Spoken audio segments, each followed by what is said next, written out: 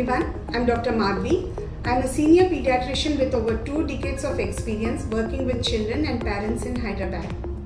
Every week, I come to you with one important topic that's relevant to parents of toddlers. All of this week, we are going to talk about something on every parent's mind, whether during school season or winter months, your toddler's immunity. So let's begin. Does this feel familiar? Your toddler finally recovers from a cold, and just when you start to relax, another runny nose appears, then a cough, then a fever, and before you even know it, you're back to warm compresses, syrups, and sleepless night. You wonder, is something wrong? Is his or her immunity weak? Why does this keep happening? Are other children also falling ill? This week, on this channel, we are posting content on 5 signs of weak immunity. Look out for it. But here's something reassuring. Most toddlers get 8 to 12 infections a year, not because their immunity is weak, but because it's still learning. Most frequent illnesses in toddlers are part of normal immune development and not a sign of failure or deficiency. So today, I'll walk you through 5 simple, natural and science-backed ways to support immunity without fear or overprotection or expensive products. So let's start with the foundation, that is the food. A common belief is, as long as they are eating something, it counts. But immunity isn't built just from calories, it's built from nutrients. Another lesser known fact, toddlers have tiny stomachs and fast metabolism. So small meals every 2 to 3 hours are normal. That's why small regular meals can help immunity by giving a growing body the fuel it needs. Here's something most parents don't know. Almost 70% of the immune system lives in the gut. If you want one realistic and powerful habit, include at least 1 protein and 1 fruit every day. Egg, dal, curd, paneer, whatever proteins your family eats. And 1 fruit, anything which your child enjoys. Want to hear another small but impactful shift? Reduce sugary packaged snacks. Sugar can temporarily weaken immune system in children, and small habits build powerful nutritional foundation. This week on our Instagram channel, we are posting content on simple foods that can help build your child's immunity. Please look out for it. Next, let's talk about something that often gets ignored: sleep. Many parents avoid naps thinking it will help nighttime sleep, but in reality, overtired toddlers sleep worse. Sleep is not just rest. For toddlers, sleep is the time when immune repair happens, inflammation settles, learning consolidates. Toddlers generally need 10 to 14 hours per day, depending on age. But here's the important part. It's not just the number of hours, it's the quality and the consistency. A predictable bedtime, a calming routine, and a screen-free final hour before bed can significantly support better sleep and stronger immunity, of course.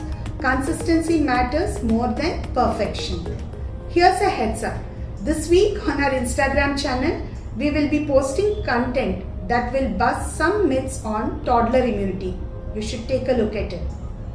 Now, this one may surprise many. Parents often ask me, is it okay if my child gets dirty while playing? And my answer is always yes. Absolutely, as long as it's safe. A little mud on their hands, grass under their feet, sand between their toes, these aren't problems. They are experiences that help the immune system to learn and adapt. This idea is backed by what we call the hygiene hypothesis. The understanding that early exposure to natural microbes helps the immune system learn how to respond appropriately, not to overreact, not to underreact. Even 20 to 30 minutes of simple outdoor time, running, climbing, cycling, park playing, or just wandering and touching leaves on a nature walk can completely shift your child's mood, appetite, sleep, and overall well-being. Fresh air and movement do what supplements simply can't.